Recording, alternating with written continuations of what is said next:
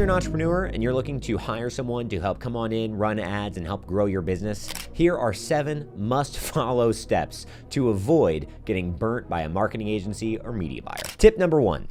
Make sure your ads are run on your ad account. It doesn't matter if it's a Google ad account, TikTok ad account, Meta ad account, Facebook, etc.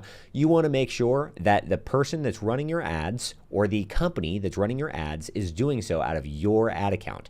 Reason why is because ads at the end of the day, they're a gamble. You have no idea when you spend, call it $100, $1,000, $100,000, or $1 million in ad spend, you have no idea how much money is going to come back to you, or if any will come back to you. The one thing that is a for sure set in stone promise of running ads is that when you at least are running digital advertising, you will gather data. And you want to make sure that your ad agency or your media buyer is running ads from your ad account. So that way, whether 30 days down the road, 60 days down the road, or 2 years down the road, whether you're still working with them or you hire someone else, or maybe you decide to run ads in-house, you want to make sure that you could always go back and look at past campaigns to ensure you're cutting the learning curve down. You want to make sure that you're always getting better and better. You can stop testing ads or stop testing ad angles or audiences that have failed in the past, and the only way to do that is if you are running the ads from your ad account. I put this first because this is probably the thing that I'm most serious about. I think it's genuine robbery. I think it's unethical. It is not okay for a media buyer or an agency to have your ad spend being spent from their ad account, because that means that you'll never be able to have access to that data, you'll never own the data, and you'll never be able to get better or continue to cut your learning curve in half if you decide to have someone else run your ads in the future. Secondly, make sure that your marketer or your agency is incentivized by the amount of revenue that they are bringing to your organization. What do I mean by that? Well, firstly, when someone is doing marketing for you, technically speaking, they are helping you generate more awareness and ideally converting that awareness into clicks or traffic of some way, shape, or form. That could be website clicks, that could be leads submitted on a lead form, they could be calls being booked, etc. What they are supposed to be doing is generating that awareness and the traffic into your ecosystem. Some people will unfortunately only care about that. So they will argue until they are blue in the face that, hey, they got you 10,000 clicks last month, or they maybe got you 1,000 leads last month, and so therefore they did a fantastic job. However, that does not mean they were quality clicks. That does not mean that they were quality leads. That does not mean that you made an extra dollar. So your marketer or your agency should care very, very deeply, not just about the awareness they are bringing you, not just about the traffic they're bringing you. They should be paying attention to every step of your sales process to make sure that as many of those clicks or as many of those leads are converting into deals as possible. They should care about your ROI for, hey, how many dollars you just spent on advertising? How many dollars did you get back directly attributable to those ads? So in general, you shouldn't be really looking at these people as media buyers or as advertisers. You should be looking at them really as like a growth marketer, because they should be in charge of the growth of your business. They should even be having, I would say, ongoing communication with, for example, if you have a sales team or a sales manager, they should be having a feedback loop. Proactively reaching out to the sales team or sales manager or even your funnel builder. Honestly, they should probably be able to do the funnel building as well, to make sure that every single conversion rate is maximized as much as possible. And also that from the sales team, they're getting quality feedback on, hey, here's how we can revise the ads to bring you guys better leads and make things even more frictionless on your sales calls.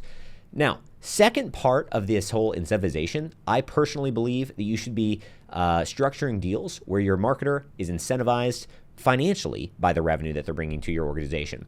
So obviously, this should be, in my opinion, a base plus rev share. I shouldn't say obviously, but this is just my personal take on it. It should be base plus rev share. Why is that? Well, if they're remotely good, they probably have other clients. And so if you only do a percentage of rev share or a commission model, they have no incentive to give your account any bit of attention when they have 3, 4, 10, 50 other clients that they're making plenty of money from. So you do need to give them some sort of a base to make sure that all of their, I'd say expenses are paid, and you're kind of really covering the amount that they need to make sure they actually care about your account. But it shouldn't be too much higher than that. They should actually be incentivized to create a large surplus of revenue, specifically profit. And so that way they can get a small percentage of the profit they're bringing you. Call it, maybe 10%. So whatever your base is, let's say, I don't know, $5,000, $10,000, $15,000 a month, totally up to you guys. You'd take that, and then let's say that let's say you do $10,000 plus 10% of commissions. What you would do is, once again, my opinion, I would say do $10,000 per month. Cool, that's the base. And then there is no way that they get any rev share at all until they exceed, this is obviously if you're doing 10%, have to exceed $100,000 a month in net profit.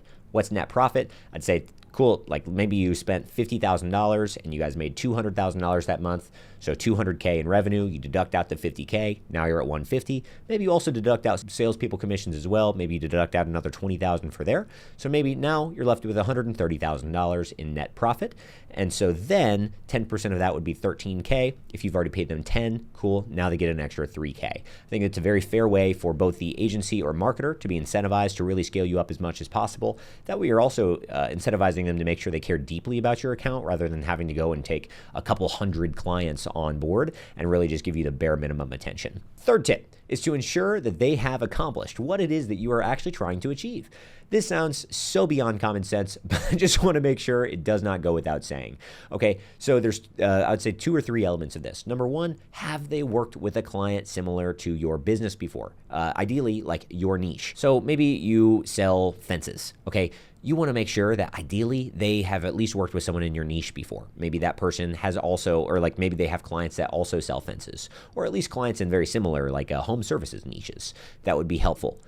Maybe they don't have to be in your specific niche, but then the next thing you could look at is, hey, have they at least solved the type of problem that you're up against? Maybe you're a professional services provider and you're just trying to get more calls booked on your calendar or more strategy calls for your sales team. Have they helped other in general, high-ticket services get more calls booked for sales teams? If so, amazing. So that's step 2. I would say step 1, look at have they worked with your niche. Step 2, have they accomplished the actual like problem that it is that you're trying to accomplish? I would say accomplish the specific solution that it is that you're trying to accomplish. And thirdly, have they achieved the level of results that you're looking for? So for example, it's one thing to help a company grow from $20,000 a month to $80,000 a month, but if you're at $300,000 a month, you don't care if they've helped someone go to $80K per month because you've already achieved that. You want to make sure that they actually have case studies and testimonials, ideally, or experience of achieving the level of revenue or growth that you're actually seeking. Fourthly, no long-term contracts, okay? I don't mind if you do, 3, maybe 4-month contracts. There is no reason to do anywhere from 6 to 12-month contracts. In the world of digital marketing, these are real-time results that are going to be displayed in your ad accounts and in your funnels and in your softwares, okay? You could know typically within the first few days of a campaign launching of if there's going to be any traction from this campaign. And then obviously if there's not, then they can make another change, give it another few days. And really the rule that I would look at is within a 30-day period, you can make up to 10 legitimate changes or pivots to your funnel strategy or your advertising strategy to try to get better and better and better results. And if you're not trending in the right direction within 30 days, not to say you don't have to, not to say you have to stop working with them immediately, but really, if you can't get positive results within 90 days or 120 days, there's no reason you should continue paying these people your money. At the end of the day, you're bringing someone in to help you create more revenue, and if they aren't showing you the trends going in the right direction during that time frame, there's no reason that you should be locked into some sort of a year-long contract when you could typically see very quickly within the first couple months if their strategies are going to work out for your business or not. Now, big caveat on this, month-to-month is also totally fine. I'm not saying you have to go with someone that does month-to-month. The value in that, or like the pro in that, is obviously cool. There's like no commitment at all for you. However, the con in that is that, hey, if you are trending in the right direction within 30 days and, maybe there's 1 week that, some communication slacked on your part or whatever, like if one thing went wrong, you're not really providing a whole lot of time for things to actually get changed in the right direction. So ideally, you enter into, I would say, a relationship with the idea of, hey, cool, we're going to give this a few months, even if they are month to month. But anyway, just to say, shouldn't take you 12 months. It might not happen in 30 days. I would say somewhere within the first few months, you should be able to know very quickly if this person or this agency is going to be right for you. Fifthly, they should care very deeply about your sales, not just your ad performance. Now, this is going back, I guess, to my one of my first points here of talking about they should be incentivized by the revenue that they bring into your organization. That was specifically talking about pay. This one I've kind of already touched on. It's just more so making sure that they do actually care about your entire sales process, and that when they're looking at ad performance, they're not just looking at clicks and leads. They're actually looking at cost per booked appointment, cost per deal closed, overall ROI, etc. Sixthly, Will you be offboarded to a low-level account manager? Unfortunately, this happens way more often than you'd think, especially with the agencies that have, I would say, very large teams, especially if they are international.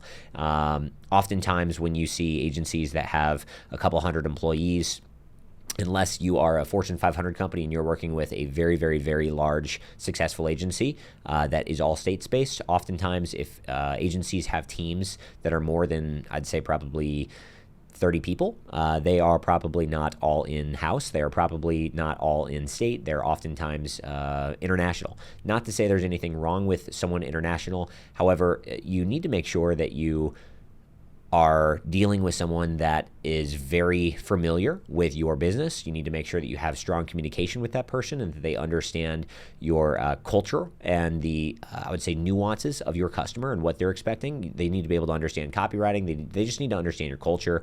And ultimately, like, if you are dealing with someone in the sales process that seems like they really know what they're doing and they're very impressive, especially personality brands have this where, there might be an agency kind of led by one head guy or one head girl, and then all of a sudden you sign up with them, you pay them, and all of a sudden now you're offboarded to Nancy, who lives across the country or maybe lives in a different country, and she does not know near as much as that head person, and so because of it, your results tank.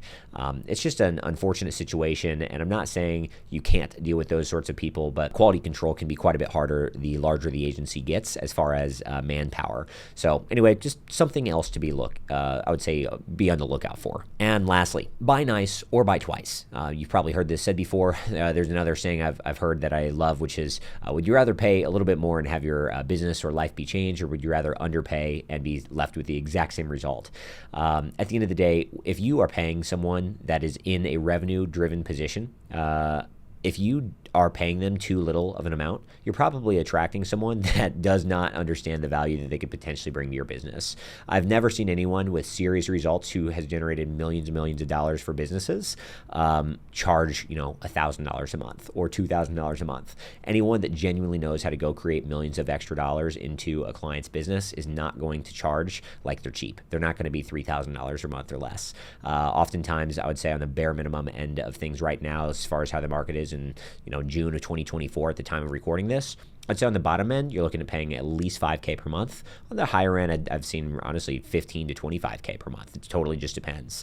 So obviously, make sure that you are committing to an investment that you can afford and that you're not going to be stressed about. It's not going to be healthy for you at all, or even healthy for the agency that you hire if you pay them and, the entire every single day of month one, you are stressed as can be because you're going to go out of business if you have to pay their fee one more time. Like, that's obviously not going to be a wise investment. However, just understand that if you are quoted, just a couple $1,000s total by an agency, or if you try to negotiate with them down quite a bit lower, if they actually accept that, it can oftentimes mean that they are just simply not as competent or not as confident in getting businesses the amount of revenue that you're probably seeking after. So anyway, once again, buy nice or buy twice, totally up to you. Now, those are the 7 steps. Take them or leave them with a grain of salt. At the end of the day, I am just some random guy off YouTube. However, I have seen literally hundreds of businesses that have, I would say, self-proclaimed that they've been burnt by agencies, and these are the 7, I would say, biggest common denominators of the people that say they've been burnt by an agency. It's because they've gone against one of these 7 rules. Not to say there are more rules that we could add, but wanted to try to make this video simple and easy to follow. So feel free, take it or leave it with a grain of salt. Now, if you would like someone to help you be able to book more calls, be able to do so very ethically, and really be able to actually care about your results, my company and I, we do actually care about that. We've been in the industry for about 10 years. So if you would like to talk to us, feel free, check out the link in the description. We would be more than happy to be able to lead you in the right direction. And genuinely, even if you're not the best fit for us, because we do work with a very, very specific type of client that's trying to scale, and specifically with booked calls, if you're looking for some other sort of result, we could still probably refer you to one of our referral partners, a ton of other marketers that really do get genuinely great results. So we'd be happy to put my name on multiple other people besides yourselves. So anyway, if that's you, fantastic. Go ahead and click the link in the description. And regardless, if you got any value from today, and maybe this just simply confirms a decision to go hire someone else that you've recently talked to, go ahead and number 1, go hire them. Fantastic. And number 2, if you got any value, once again, just go ahead and give this video a like or subscribe to the channel. It would mean so much to me, and we'll continue making more videos about marketing and being able to scale your business. All right, until next time, I'll see you soon.